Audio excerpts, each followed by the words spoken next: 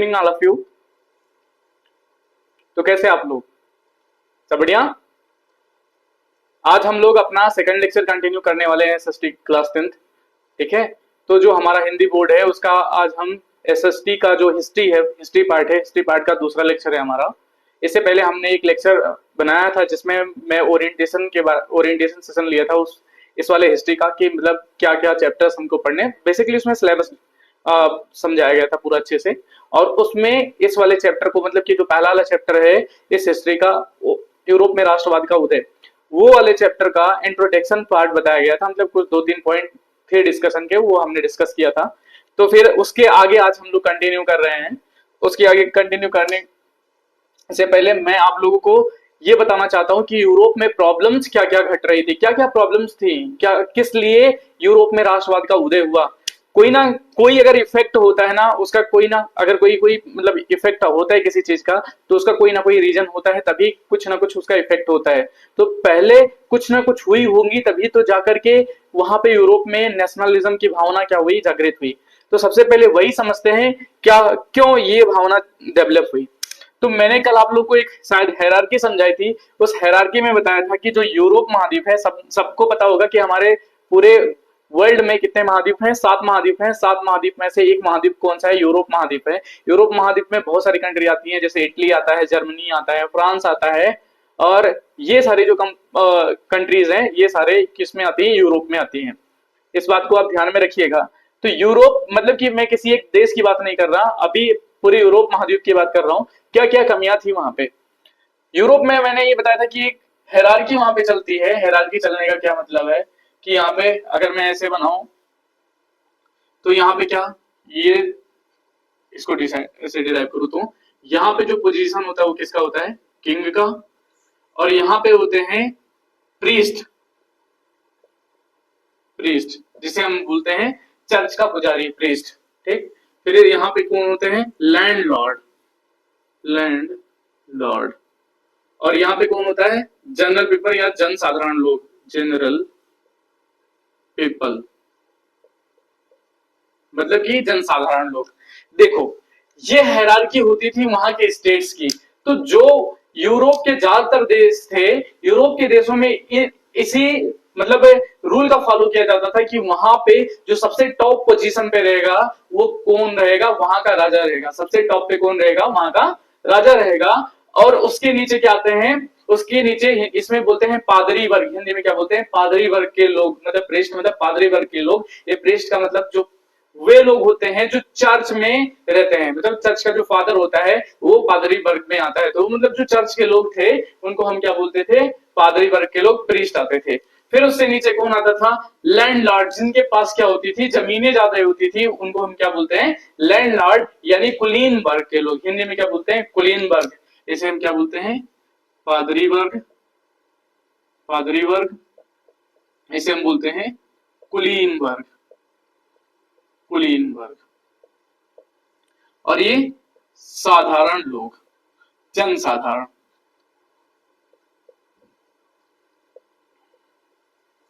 ये बात आप लोग को शायद समझ में आ रही होगी। और ये कौन सा होता है? ये राजा है। अब प्रॉब्लम्स क्या थी?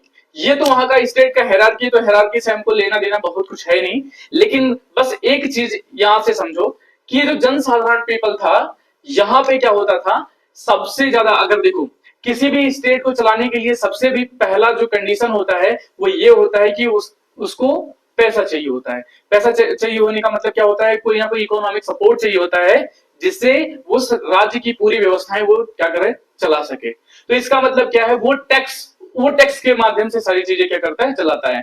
तो क्या होता था? ये जो किंग है ना, ये किंग यहां से इनसे टैक्स वसूलता है। किससे? टैक्स। जनसाधारण पीपल से क्या लेता है? टैक्स। मतलब हिंदी में क्या बोले तो कर। क्या लेता है? कर। किंग को कहा जाता है? कौन पे करते हैं टैक्स? जनसाधारण पीपल पे करते हैं। यहां तक तो बात ठीक है, कोई दिक्कत नहीं है अभी तक। अभी क्या हुआ कि ये जो दो वर्ग के लोग हैं, कौन से? कुलीन वर्ग और पादरी वर्ग के जो लोग हैं, इनको विशेषाधिकार मिला है। क्या मिला है? एक विशेषाधिकार, विशेषाधिकार। विशेषाधिकार का मतलब special right, special right. Special right ये है कि देखो ये टैक्स नहीं देंगे, ये क्या करेंगे, टैक्स नहीं देंगे। टैक्स सिर्फ कौन देगा, टैक्स सिर्फ देगा जनसाधारण, इनसे कोई मतलब नहीं है, ये टैक्स नहीं देंगे। और एक बात, ये जो कुलीन वर्ग के लोग होते थे, ये कुलीन वर्ग के लोग, ये इनके पास जमीन ज्यादा हुआ करती थी, तो ये जमीन क्या करते थे, जनसाधारण पीपल को देते थे। किसको देते थे, जनसाधारण पीपल को अपनी क्या लैंड देते थे, किसके लिए, खेती करने के लिए। आजकल गांव में भी होता होगा, आप लोग के गांव में भी होता होगा कि लोग क्या करते हैं, जमीन लेते हैं, जमीन पे क्या करते हैं, खेती करते हैं, और खेती करने के बाद जो भी फसल होती है उसका आधा आधा बंटवारा कर लेते हैं। ये बात समझ में आती है। तो ये जो जनसाधारण लोग थे, इनको ये कुलीन वर्ग के लोग क्या करते थे, अपनी जमीन देते थे खेती करने के लिए। और खेती करने के बाद क्या होता था, जो लोग खेती यहाँ पे काश्तकार और मजदूर जो खेती करते हैं, उनसे ना ये टैक्स, हैवी टैक्स वसूलते हैं। हैवी टैक्स का मतलब क्या, कि समझ लो ऐसा हम कह सकते हैं कि इनके खाने पीने की व्यवस्था भी नहीं हो पाती जितने में खेती करते हैं। वो खेती करने के बाद सारा का सारा जो टैक्स होता था, कौन लेकर के जाता था, कुलीन वर्ग के लोग लेके जाते थे। कौन, कुलीन वर्ग के लोग टैक्स लेकर के जाते थे। अब सोचो कि ये इतना ज्यादा टैक्स इनसे वसूला करते थे। टैक्स का मतलब क्या, कि उसका अपने खेत पे काम करने का कर लेते थे, और इनको बहुत ज्यादा खाने को नहीं देते थे, थोड़ा बहुत तो कुछ दे दिया करते थे, बाकी और सारा वो लेकर के गए। अब क्या हुआ कि जो साधारण वर्ग के लोग थे, इनके खिलाफ कुछ बोल भी नहीं सकते थे। क्यों, बात यह थी कि उस टाइम पे जो कुलीन वर्ग के लोग होते थे, बड़े धनाढ्य व्यक्ति होते थे। बड़े धनाढ्य का मतलब क्या होता था, कि ये इनके पास पैसा इतना होता था कि जो राजा को जो रिक्वायरमेंट होती थी, यहाँ पे रिक्वायरमेंट होती थी राजा को अपने देश की सुरक्षा के लिए सैनिक की। किसकी, सैनिक की, मतलब जो आर्मी होती थी ना, आर्मी, अगर आर्मी सेना की मैं बात करूं, तो सेना का रख रखाव कौन करता था, यही कुलीन वर्ग के लोग सेना का रख रखाव करते थे। लैंडलॉर्ड जो थे, ये यही सेना का रख रखाव करते थे। और ये क्या करते थे, ये इसी को सैन्य सेवा देते थे। किसको, राजा को सैन्य सेवा देते थे। किसको, राजा को सैन्य सेवा देते थे। इसलिए राजा इनके खिलाफ कुछ बोल नहीं सकता था। राजा क्या कर सकता था, इनके खिलाफ कुछ बोल नहीं सकता था। क्यों, क्योंकि अगर जैसे ही राजा इनके खिलाफ कोई एक्शन लेगा, वैसे ही ये अपना सैन्य सेवा देना इसको क्या कर देंगे, बंद कर देंगे। और जब ये सैन्य सेवा देंगे नहीं, तो क्या हो जाएगा, राजा का राज्य किसमें आ जाएगा, खतरे में आ जाएगा, मतलब सिक्योरिटी इश्यूज आ जाएंगे उस राज्य में। कुल मिलाकर के जो लैंडलॉर्ड इनके ऊपर कुछ भी करे, कोई मतलब नहीं है, सारा का सारा इनको सहन ही करना है। अब क्या होता था, यहाँ पे राजा टैक्स वसूल रहा है, ये प्रीस्ट जो है, ये प्रीस्ट क्या करता था, प्रीस्ट चर्च के नाम पे कर लेते थे। चर्च के नाम पे कर, टाइड या टाइल नाम का एक कर होता था, जिसे क्या बोल रहे हैं, वो जो चर्च के लोग होते थे, वो चर्च के नाम पे कर वसूलते थे। कुल मिला के जो पे होता था, जो टैक्स का पे हो रहा है, वो कौन कर रहा है, सिर्फ जनसाधारण पीपल कर रहा है, जिसके पास कोई रिसोर्स नहीं है जिससे वो अपना पूरा, मतलब इस जो एक्सपेंडिचर है, जो उसका खर्चा, वो भरपाई कर सके। इस तरह का जो एक्सप्लॉइटेशन था, अत्याचार था, वो किसके ऊपर हो रहा था, जनरल पीपल के साथ हो रहा था, साधारण वर्ग के लोग के साथ हो रहा था। इनको एक विशेषाधिकार था, जन्म सिद्ध अधिकार था, कि इनको कोई टैक्स नहीं देना है, जो भी टैक्स देगा वो साधारण वर्ग के लोग देंगे। कुल मिला के मामला यहाँ पे टैक्स का था। अब कुछ यहाँ के शासन, इनके रूल का मामला क्या था। अब यहाँ पे जो शासन से रिलेटेड प्रॉब्लम्स थी, ये थी कि ये जो प्रीस्ट वाले लोग थे, ये जो प्रीस्ट थे, यहाँ पे समझो कि अगर कोई वहां पे क्राइम कर देता था उस टाइम पे, क्राइम क्राइम का मतलब किसी ने कोई, मतलब किसी को मार दिया, या किसी की पिटाई कर दी, किसी के घर में चोरी कर दी, तो ये जो सारी चीजें हो रही हैं, मतलब कि जो भी क्रिमिनल हो रहा है, वो क्रिमिनल के पास अगर पैसा है, वो क्या करता था, ये लोग प्रीस्ट लोग क्या करते थे, एक इंस्टीट्यूशन चलाते थे। प्रीस्ट जो थे, प्रीस्ट ये इंस्टीट्यूशन रन करते थे। इंस्टीट्यूशन इंस्टीट्यूशन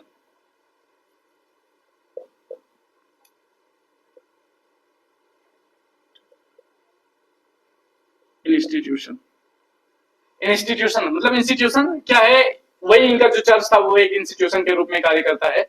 वो क्या कर रहा था, ये प्रीस्ट लोग क्या करते थे, इंस्टीट्यूशन रन करते थे। अगर कोई क्रिमिनल है, क्रिमिनल मतलब कोई दोषी है, क्रिमिनल, क्रिमिनल ये क्या करेगा, इसके पास आएगा कि कोई अपराध कर दिया इसने, अपराध करने के बाद कहां आएगा ये, प्रिस्ट के पास आएगा, प्रिस्ट को अपनी मामला बताएगा, और प्रिस्ट अगर मामला इनका सुनेगा, सुनने के बाद क्या करेगा, इनसे कुछ पैसा लेगा, मतलब 5,000 इधर लाओ या कुछ भी पैसा जो होगा वो पैसा इधर लाओ, और पैसा ये ले लेगा, लेने के बाद क्या करेगा, एक सर्टिफिकेट इशू करके दे देगा इनको, क्या, एक सर्टिफिकेट, सर्टिफिकेट किसको दिया सर्टिफिकेट, इस क्रिमिनल को। देख रहे हो क्या हो रहा है यहाँ पे, कि क्रिमिनल ने कोई कांड किया, कांड करने के बाद किसके पास आया, प्रिस्ट के पास आ रहा है, और प्रिस्ट क्या कर रहा है, इसको सर्टिफिकेट इशू करके दे रहा है। यहाँ पे मामला कुछ और चल रहा है। अब क्या हुआ, देखो अगर हम आज की बात करें, आज की बात को रिलेट करें इस चीज से, तो अगर मैं कहूं आप लोगों से कि कोई अगर दोषी होता है, कोई पकड़ा जाता है किसी अपराध में, तो उसको क्या करते हैं, उसको पुलिस पकड़ के लेके जाती है, मतलब सेनाई की पकड़ के लेके जाएगी, उसको कहां हाजिर करेगी, कोर्ट के सामने हाजिर करेगी, और कोर्ट के सामने क्या होगा, कोर्ट के सामने वो उसका मतलब कि न्याय होगा, न्याय होने के बाद जो भी उसे सजा मिलेगी उसको सुनाई जाएगी। अब यहाँ पे वही काम कि जब इसको सर्टिफिकेट मिल गया, अब सर्टिफिकेट लेकर के कहां जाएगा, अब इस ये अपराधी को कहां जाना पड़ेगा, इस राजा के पास। जब ये राजा के दरबार में जाएगा और राजा क्या देखेगा, इसका सर्टिफिकेट, क्या देखेगा, इसका सर्टिफिकेट अगर देखेगा, तो अब इसको सजा देने के बाद बजाय क्या करेगा, अवार्ड देगा, मतलब रिवार्ड्स देंगे इसको, रिवार्ड्स मतलब इनको पुरस्कार दिया जाएगा। मतलब उस टाइम में अगर कोई क्रिमिनल भी है, कुछ भी कर रहा है, अगर उसके पास पैसा है तो वो करता जाए, कोई दिक्कत नहीं है, कोई मतलब नहीं है इस चीज के। इस इतना मतलब ये जो प्रीस्ट थे, इतने करप्ट लोग थे, ये सिर्फ क्या कर रहे थे, होर्डिंग ऑफ वेल्थ, मतलब कि पैसा कमाने में बिजी थे, पैसा कमाने में बिजी थे, इस तरह का था। इसलिए वहां पे ये जो चर्च था ना, चर्च के नाम पे लोगों को एक अंधविश्वास सा हो गया था, मतलब चर्च एक पूरी तरह से, चर्च का नाम खराब हो रहा था इस टाइम पे एकदम से। अब क्या हुआ, ये जो प्रिस्ट प्रिस्ट थे, इन्होंने सर्टिफिकेट इशू करके दे दिया, इसको रिवार्ड मिलता था। अब जब रिवार्ड मिला, अब कोई भी क्रिमिनल कुछ भी करे, कोई मतलब नहीं है, जिसके पास पैसा है सर्टिफिकेट ले, सर्टिफिकेट ले जाके राजा को दिखाए, रिवार्ड ले, और कोई भी क्राइम करते जाए। इस तरह का अंधविश्वास था। ये प्रीस्ट लोग थे, मतलब कि ये जो चर्च के लोग थे ना, ये साइंस की बातों में विश्वास नहीं रखते थे। वहां पे साइंस की बात अगर मैं करूं, तो कोई भी साइंटिफिक आउटलुक, अगर कोई भी साइंस के हिसाब से सोच रहा है, कोई चीज मतलब कि कोई किसी चीज का रीजन मांग रहा है, कारण मांग रहा है कि अगर आप कर रहे हो तो क्यों कर रहे हो, ऐसा है तो क्यों ऐसा है, मतलब साइंटिफिक आउटलुक इसे बोलते हैं। कि अगर अच्छे से कोई चीज वो रीजन के हिसाब से कोई बात कर रहा है ना, तो वो क्या करते थे, उनको पकड़ के सजा दिलवाते थे। मतलब ये नहीं चाहते थे कि उनके जो शहर है, उनका जो एरिया है, उनके एरिया में कोई भी साइंस से रिलेटेड कोई बातें करे। जो ये कहेंगे, जो प्रीस्ट कहेगा, वही बातें मानी जाएंगी, ना कोई कोई साइंस साइंस की बातें नहीं मानी जाएंगी। उस टाइम पे ये भी था, अगर किसी के घर में साइंस की बुक भी देख लेता था तो कोई ना, ये चर्च के लोग, तो वो उसका घर जला देते थे पूरा एकदम से। ये तरह का पूरा अंधविश्वास फैला हुआ था यूरोप में। इतना सिचुएशन गंदा हो गया था यहाँ पे। कुल मिला के जो बीच में पिस रहे थे वो सिर्फ जनसाधारण लोग थे, जनसाधारण लोग पिस रहे थे इस हिसाब में। अब क्या होता है, यहाँ पे कुछ दार्शनिक आते हैं, अब कुछ महान थिंकर आते हैं, जिनके विचार यहाँ पे क्या होते हैं, पब्लिक होते हैं। अब पब्लिक होने का मतलब क्या है, जैसे जीन जैकस रूसो, रूसो का नाम आपने शायद सुना होगा, इवन नहीं सुना होगा तो फिर से जान लो। Rousseau, Montesquieu, Voltaire, Immanuel Kant, तो ये जैसे दार्शनिक, महान दार्शनिक आते हैं, जो कि किस भावना को, मतलब कि ये बौद्धिक क्षमता को, मतलब कि बौद्धिक रूप से सोचने पे मजबूर होते हैं, लोगों को बताते हैं। क्यों, क्योंकि हम लोग जो बेड़ियों में बंधे हुए हैं, वो बेड़िया से हमें छूटने का टाइम आ गया। अब हमें बेड़ियों में नहीं रहना, हमें किसी की गुलामी नहीं करनी है। मतलब कुल मिलाकर के साइंस के हिसाब से सोचने की बात ये बोल रहे थे कि हमें रीजन चाहिए, मतलब कि रीजन वाला आउटलुक चाहिए, हमें रीजन जानना है, हमें साइंस जानना है, हमें अंधविश्वास में नहीं रहना है। तो ये जो थिंकर्स थे, मतलब जो दार्शनिक थे, जैसे रूसो हो गए, रूसो, वोल्टायर, वोल्टायर, माउंटेस्क्यू,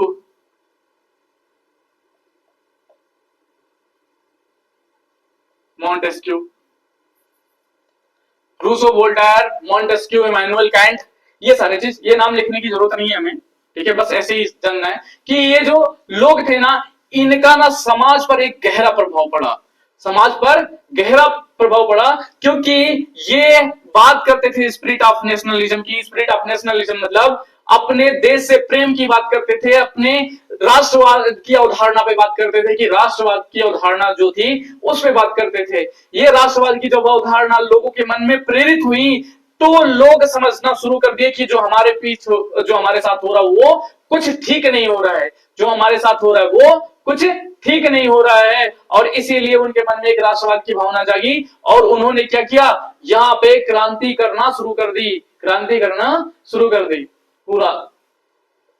अब सुनो क्या होता है, इसी का इंपैक्ट हमें देखने को मिलता है। सबसे पहला शुरुआत होता है यहाँ पे, कहां से होता है, यहां होता है फ्रांसीसी क्रांति से। कहां से, फ्रांसीसी क्रांति से। अब चलो हम यूरोप से बात करते हैं, यूरोप में एक स्टेट को लेते हैं जिसे हम फ्रांस की क्रांति, जहां पे फ्रांस की क्रांति होती है। चलो एक बार इसका स्क्रीनशॉट ले लो, फिर मैं आगे बढ़ता हूं।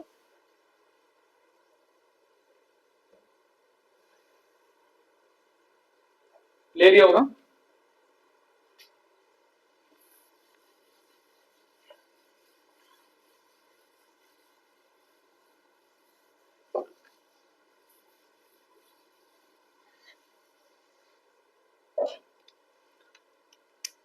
अब हम किसकी बात करेंगे, सपोज करो ये हमारा फ्रांस है, ठीक है, फ्रांस, ठीक, ये फ्रांस है।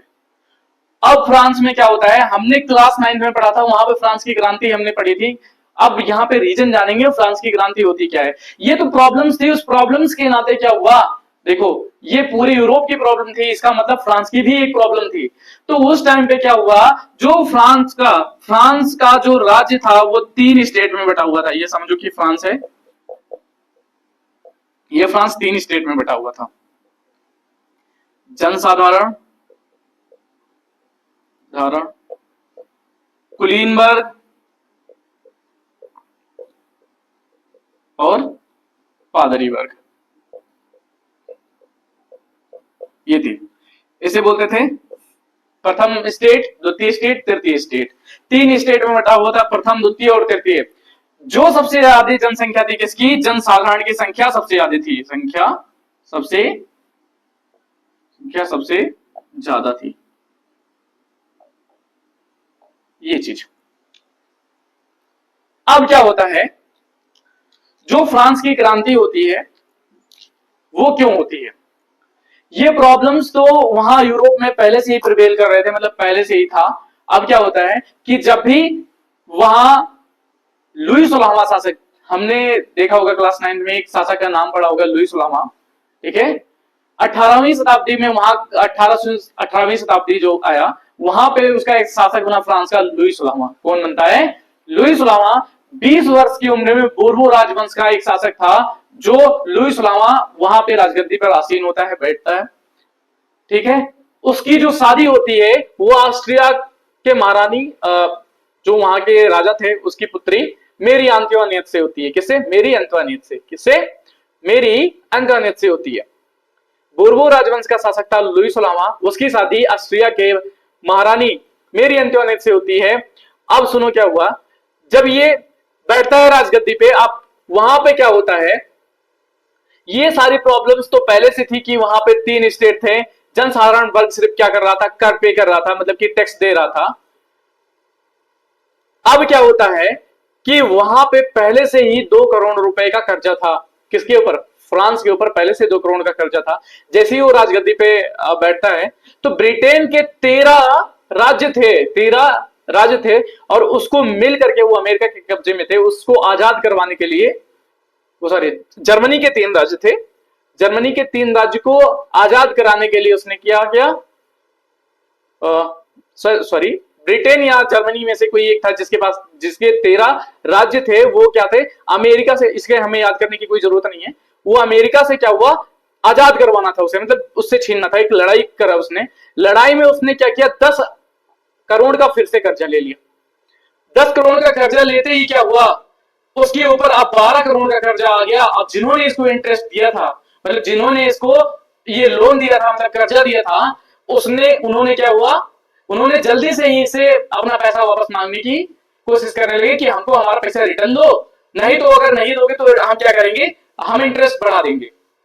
ऐसा वो क्यों बोल रहे थे, क्योंकि जो लुइस ओबामा था एक ऐसो आराम की जिंदगी जी रहा था, मतलब कि एकदम मस्त आराम से रूम में बैठा है, पैसा पानी की तरह बह रहा है, जो भी चीजें ऐसो आराम की जिंदगी जी रहा है, कोई मतलब नहीं है बाहर क्या हो रहा है, कैसे लोग रह रहे हैं, कोई मतलब नहीं है। उसका शासन से ना मतलब है, ना ना कोई एडमिनिस्ट्रेशन से मतलब है, कुछ भी नहीं मतलब है।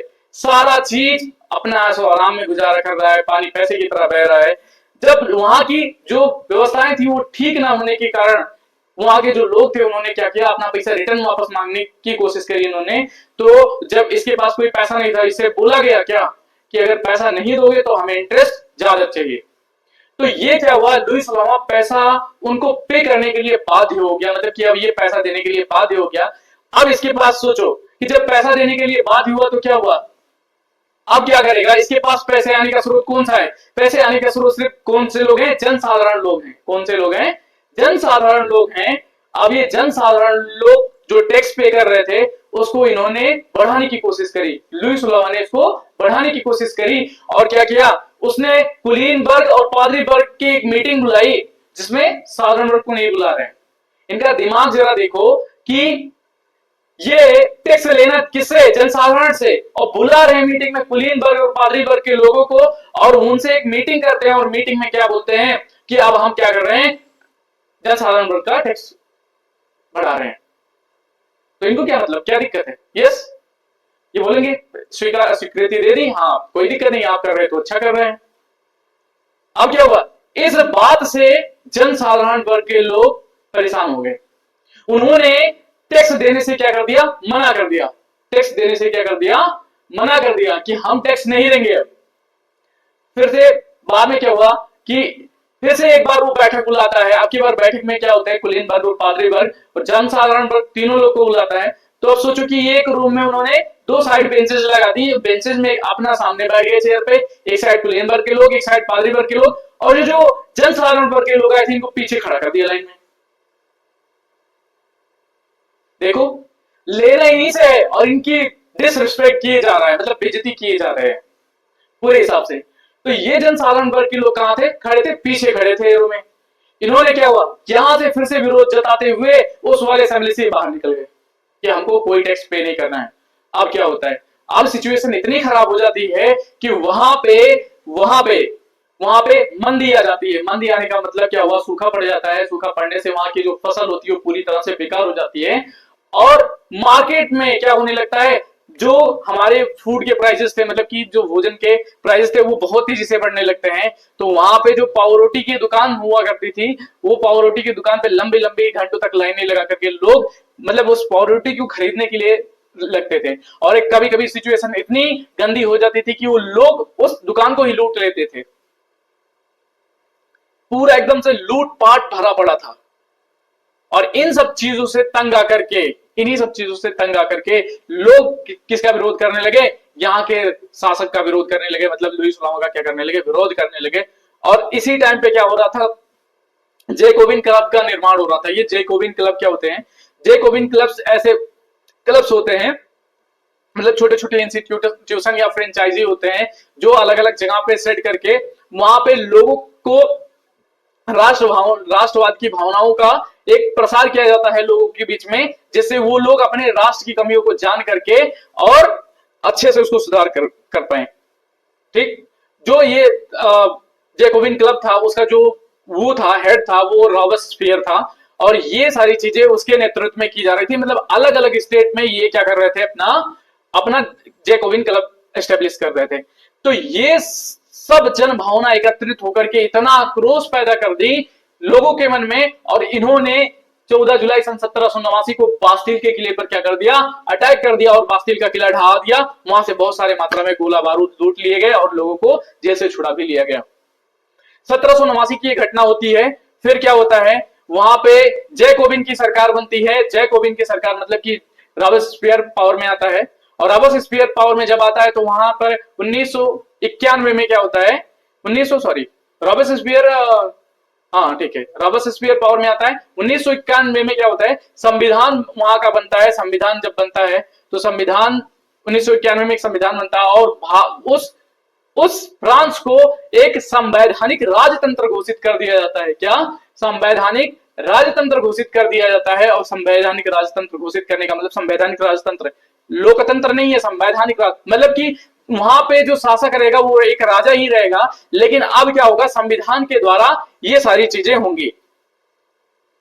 अभी तक जो हमारा जैकोबिन की सरकार थी, जो विलियम रॉबेस्पियर था, वो क्या था, लोगों की जनभावना की बात करता था, लोगों को लोगों की समानता की बात करता था, लोगों के अधिकारों की बात करता था। अब क्या हुआ, धीरे धीरे इसका माइंडसेट क्या होने लगा, बदलने लगा। विलियम रॉबेस्पियर का जो माइंडसेट था वो पूरी तरह से क्या होने लगा, अब बदलने लगा। अब वो भी क्या करने लगा, जो बड़े लोग थे, जो अमीर लोग थे, उनके लिए नियम कानून बनाने लगे, उनके लिए क्या करने लगे, नियम कानून बनाए जाने लगे। और इससे क्या हुआ, इससे वहां की जनता में फिर से एक आक्रोश आता है। और फिर क्या होता है कि जनता, जो लोग थे, 1992 में क्या होता है, एक घटना और घटती है। जो जैकोबिन था, जैकोबिन क्या करता है, ये जो मेरी अंतोनेट और वहां का राजा लुई 16वां था, उसको पकड़ करके, मतलब कि जो जैकोबिन क्लब के लोग थे उसको पकड़ करके वो गिलोटिन मशीन के सामने उसका गला रेतवा देता है। उसका क्या करता है, गला रेतवा देता है। और यही बात होती है फिर से किसके साथ, जो जैकोबिन क्लब का विलियम रॉबेस्पियर होता है, वो आगे चल करके धीरे धीरे जब वो पूरी तरह से करप्ट हो जाता है, तो उसके जो मित्र सहपाठी लोग थे वो उसके खिलाफ होकर के उसको पकड़ते हैं और उसके 1 साल बाद उसको भी क्या कर देते हैं, गिलोटिन मशीन के सामने उसको भी मार देते हैं। अब क्या होता है, वहीं के फ्रांस की मिलिट्री में एक नाम था जिसको सबने जाना होगा, मतलब एक सैनिक था जिसे क्या बोलते हैं, नेपोलियन बोनापार्ट। नेपोलियन क्या था, वहां का एक सैनिक था जो 1802 ईस्वी में क्या होता है, वहां के लोगों के मतलब क्या, वो बहुत सारे बहादुरी का काम कर रहा था, मतलब कि ऐसा है, लोगों के नजर में आ गया और एक धीरे धीरे एक नेता के रूप में उभरने लगा। और वो 1804 में मतलब ये लोगों से कहने लगा कि हमें एक बार मौका दीजिए और हम आप लोगों की जो भी चीजें हैं मैं वो अच्छे से कर दूंगा। और 1804 में नेपोलियन ने खुद को क्या कर दिया, अपने वहां का शासक घोषित कर दिया। नेपोलियन ने क्या कर दिया, वहां पे अपने आप को एक शासक के रूप में घोषित कर दिया और वहां का जो संवैधानिक राजतंत्र था वो बिल्कुल से खत्म करके फिर से राजतंत्र का क्या हो गया, एस्टेब्लिशमेंट हो गया, वहां पे फिर से राजतंत्र बनाया गया। जब ये राजतंत्र बनता है तो वहां पे नेपोलियन ने बहुत सारे बदलाव किए। वहां पे नेपोलियन ने क्या किया, बहुत सारा बदलाव किया, क्योंकि फिर से तानाशाही की सरकार आ गई। जो संवैधानिक राजतंत्र था वहां पे जो शासक था वो उसकी शक्तियां क्या हो गई थी, सीमित हो गई थी। इसलिए शक्तियां सीमित ना हो, उसने एक प्रॉपर रूप से संवैधानिक राजतंत्र को हटा करके एक तानाशाही शासन लागू कर दिया था। और इसके जो बदलाव थे आसपास के जो स्टेट से, मतलब अलग अलग दूर दूर तक, जो जैसे फ्रांस थे, जर्मनी और इटली और जर्मनी, इटली, पोलैंड, यहां तक लैटिन अमेरिका तक की बातें उसकी पहुंचने लगी थी, जिससे लोगों के मन में क्या आने लगा, एक जन भावना, मतलब कि इनके मन में ये भावना आने लगी, रूढ़िवादिता को फॉलो करते थे, मतलब कि जो उनके यहाँ बना है वैसे बना ही रहे, क्योंकि इसने इतने सारे बदलाव कर दिए थे कि वहां के लोगों ने भी अपने शासक के खिलाफ क्या करना शुरू कर दिया था, विद्रोह करना शुरू कर दिया था। इसी चीज को ध्यान में रखते हुए वहां के जो लोग थे फिर से ये क्या करते हैं, इस नेपोलियन के ऊपर अटैक करते हैं और 1815 में फाइनली वाटरलू में इसकी क्या हो जाती है, हार हो जाती है। तो ये जो चीजें हुई, ये पूरी कहानी थी किसके बारे में, फ्रांस की क्रांति के बारे में। फ्रांस की क्रांति में कैसे कैसे बदलाव आए और ये सारी चीजें थी, ठीक है। तो ये फ्रांस की क्रांति का रीजन था और मैं आप लोगों को अभी कुछ और बातें बताने वाला हूं। तो ये जो मैंने आपको समझाया, ये पहला हेडिंग हमारा था, फ्रांस की क्रांति का कारण, ये पहली बात। दूसरी बात, फ्रांस की क्रांति का प्रभाव क्या पड़ा। आप लोग को अच्छे से नोट्स मिल जाएंगे, इसके लिए आप दिक्कत में ना रहिएगा। फ्रांस की क्रांति का प्रभाव क्या हुआ, मतलब इफेक्ट क्या हुआ।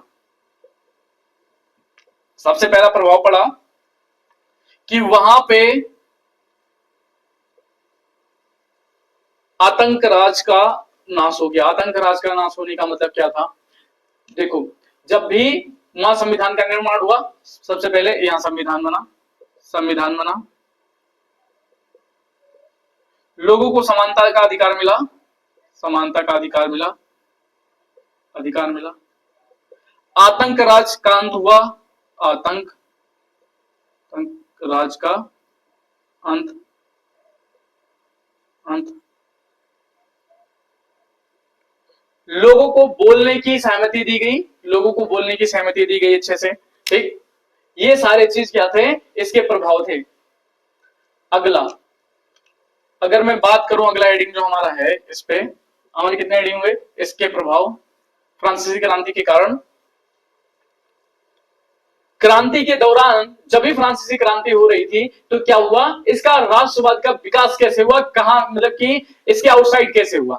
तो देखो, जब भी फ्रांस की क्रांति हो रही थी तो जो फ्रांस की आर्मी थी अलग अलग राज्यों में जाकर के वो क्या कर रही थी, देखो जब भी वो जैकोबिन क्लब्स थे ना, वो उस टाइम पे जैकोबिन क्लब्स पूरे फ्रांस में तो फैले ही थे, लेकिन कुछ कुछ इलाका जैसे पोलैंड में, जर्मनी में, इटली में भी क्या क्या बन गए थे, कुछ जैकोबिन क्लब बन गए थे। उस जैकोबिन क्लब से क्या हुआ, उन सारे जगहों पे एक राष्ट्रवाद की भावना क्या क्या हो रहा था, प्रसार हो रहा था। लेकिन क्या हुआ, जब नेपोलियन आता है ना, तो नेपोलियन आने के बाद उसने क्या किया, अपनी मिलिट्री अलग अलग मतलब दूसरे देशों में भेजनी शुरू कर दी, और उस मिलिट्री से क्या हुआ, वहां पे एक राष्ट्रवाद का पूरी तरह से क्या हुआ, संचार होना शुरू हो गया। तो ये था राष्ट्रवाद का प्रभाव, मतलब कि सेकंड में थर्ड पॉइंट अपना, पहला हेडिंग था वो, दूसरा हेडिंग कि राष्ट्रवाद का विस्तार।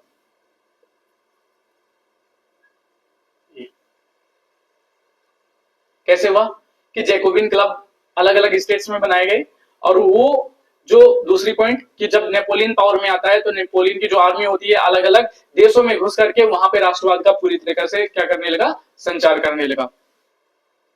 फिर मैंने यहीं पे बता दिया कि प्रभाव क्या हुए, नागरिकों को उनके प्रॉपर अधिकार मिल गए, नागरिक नागरिक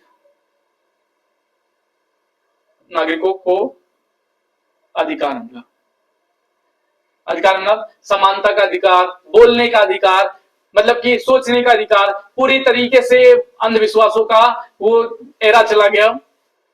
अगला, ये सारी चीजें आज की क्लास में हमने की है, ठीक है। आप लोग के सामने नोट्स आएंगे कुछ, वो नोट्स को आप लोगों को क्या करना है, कॉपी करना है, और अच्छे से स्क्रीनशॉट लेकर के इन सारी बातों को क्या करना है, ध्यान से समझना है।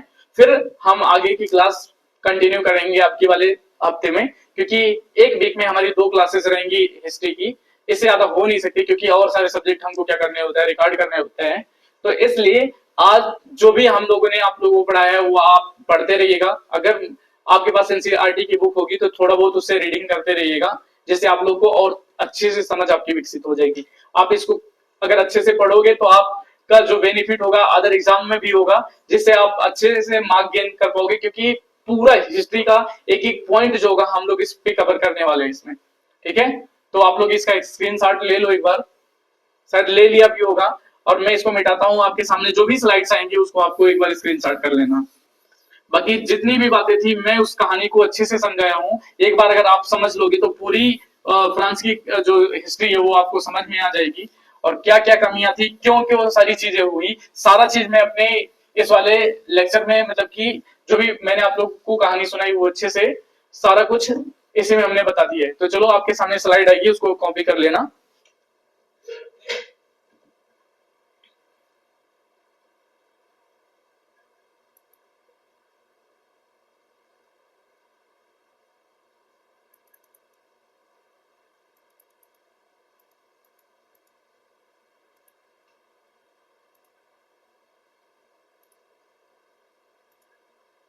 हाँ, ये अभी हमने पढ़ा फ्रांसीसी क्रांति के कारण। तो फ्रांसीसी क्रांति के कारण क्या था, सामाजिक समानता असमानता, मतलब कि समाज कितने वर्ग में बटा था, कलर्जी, मतलब कलर्जी का यहाँ पे मतलब है पादरी वर्ग के लोग, कुलीन और सामान्यता जनता में विभाजित थी, जिसमें केवल आम जनता कर देती थी। मैंने ये सारी चीजें बताई आपको। दूसरा, आर्थिक संकट क्या हुआ कि अधिक कर, युद्धों का बोझ और शाही खर्चा के कारण फ्रांस की आर्थिक रूप से क्या हो गया, पूरा कमजोर हो गया था। राजनीतिक असंतोष, निरंकुशता, राजशाही, लुई सुलावा की कमजोर नीतियां और प्रतिनिधित्व, मैंने बोला एडमिनिस्ट्रेशन उसका पूरी तरह से बेकार हो गया था। बौद्धिक प्रभाव, मैंने क्या बोला, रूसो, वोल्टायर, मॉन्टेस्क्यू जैसे विचारकों ने किसकी बात करनी शुरू कर दी, राष्ट्रवाद की बात करना शुरू कर दी। और राष्ट्रवाद में वो लोकतंत्र, स्वतंत्रता, समानता और साइंस की बातों पर ध्यान देना शुरू। फिर यहाँ पे खाद्य संकट क्या हुआ, फसल खराब हो गई थी, जिससे महंगाई क्या हो गई थी, बढ़ गई थी। पूरी कहानी मैंने अच्छे से बताई है, उस कहानी का ये छोटा सा एक हिस्सा यहाँ पे लिख करके आया हुआ है, आपको इसे ध्यान से नोट करना है। और यहाँ पे कभी भी हमसे कोई भी रीजन पूछेगा तो हम इतना ही रीजन देंगे उसको। बहुत सारा शॉर्ट नोट है, अच्छे से नोट्स ये है, आप कंसोलिडेट कर लेना है अपने नोट्स को अच्छे से। अगला, अब फ्रांस की क्रांति के प्रमुख चरण कौन कौन थे, क्या क्या हुआ था। मैं बोला कि बास्तील के किले पर आक्रमण कर दिया, आक्रमण करने के कारण यहीं से क्रांति की शुरुआत होती है। फिर अपना क्या होता है 1991 में नया संविधान, मतलब कौन सा, संवैधानिक राजतंत्र। याद रखना इस पॉइंट को, संवैधानिक राजतंत्र याद रखना। कभी कभी हमारे एमसीक्यू में संवैधानिक राजतंत्र के बारे में पूछ लेता है कि जो वहां पे संविधान बना था 1791 का, पूरी तरह से लोकतांत्रिक था या संवैधानिक राजतंत्र था। देखो यहाँ पे लोकतंत्र है। फिर क्या होता है 1992 में फ्रांस गणराज्य बना और राजा लुईस लामा का मृत्यु दंड दिया गया, मतलब 1992 में उसको गिलोटिन मशीन के सामने उसको रेत दिया गया था उसका गला। फिर क्या था, आतंक राज आया। आतंक राज में क्या हुआ कि जो रॉबस्पियर था उसके नेतृत्व में जो उसके लोग थे ना, जो जेकोबिन क्लब का विरोध करने वाले लोग थे ना, उनको क्या कर दिया, गिलोटिन मशीन के नीचे रखवा के कटवा दिया उनको, हजारों लोग को। इसीलिए यहाँ पे एक नाम दिया गया आतंक राज। फिर क्या हुआ, जैसे फ्रांसीसी क्रांति वाली चीजें खत्म होती है, नेपोलियन बोनापार्ट क्या आता है पिक्चर में आता है। क्यों, क्योंकि जब भी आतंक राज में ये जेकोबिन क्लब का रॉबस्पियर आता है, ये रॉबस्पियर शुरुआत में तो लोगों की समानता का बात करता है, लेकिन बाद में जाकर के जब वो बात थोड़ा टाइम बीतता है तो क्या करने लगता है, वो अमीरों के ओर हो जाता है, मतलब गरीबों को कोई ध्यान नहीं देता है। जो नीतियां होती हैं वो पहले जैसी नीतियां बन जाती हैं। इसलिए उन नीतियों के कारण क्या होता है, उन नीतियों के कारण यहाँ पे फ्रांस में एक, फिर हम कह सकते हैं कि असंतुष्टता आ जाती है और नेपोलियन बोनापार्ट क्या आता है पिक्चर में आता है। आप लोग इस बात को अच्छे से समझ रहे होंगे। फिर क्या होता है, क्रांति के दौरान राष्ट्रवाद का विकास कैसे होता है, ये वाली चीजें हमको देखना है। कैसे राष्ट्रवाद का विकास होता है क्रांति के दौरान, कि राष्ट्र वहां पे क्या राष्ट्रीय प्रतीकों का निर्माण किया जाता है। मतलब कि ये हम बोल सकते हैं क्रांति के दौरान राष्ट्रवाद का विकास कैसे हुआ। तो राष्ट्रवाद का विकास का मतलब है यहाँ पे कि अपने देश को एक सामूहिक पहचान देना, जिससे हम अपने राष्ट्र, अपने नागरिकों को एक शक्ति मिले और उनकी भावनाएं जो हुई, राष्ट्र के प्रति भावनाएं क्या होने लगे, मजबूत होने लगे। तो यहाँ पे लिखा है कि राष्ट्रीय प्रतीकों का निर्माण, तिरंगे, झंडे, राष्ट्रगान या ला मार्सिलेज का निर्माण, मतलब कि एक यही बोल सकते हैं कि तिरंगा, झंडा और जो भी प्रतीक चिन्ह है उस इसको मान्यता देना। जनता की संप्रभुता, जब भी नागरिकों को शक्ति मिलेगी तो उसका राष्ट्र के प्रति जो भावनाएं होंगी वो मजबूत होती चली जाएंगी। समानता और स्वतंत्रता का क्या प्रचार, मतलब लोकतांत्रिक विचारों का विस्तार होना जरूरी है राष्ट्रवाद के लिए। अगला, नागरिकों के लिए नए अधिकार और कर्तव्य।